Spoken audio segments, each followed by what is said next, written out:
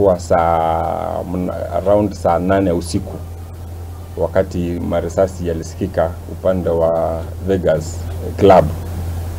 Officers wetu waliweza kwenda upande huo kutathmini hali ni nini imetokea.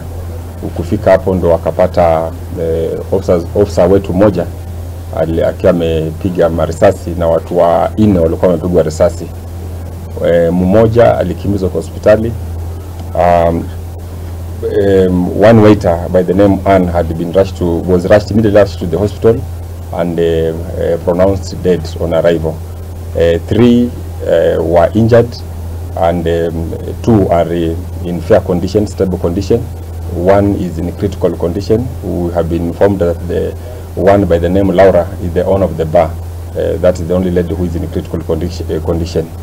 We have since arrested the officer.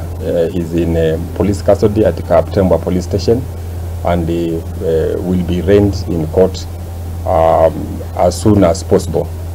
The officer is attached to Nakuru police station, that is Central Police Station, and we are yet to find out actually what happened.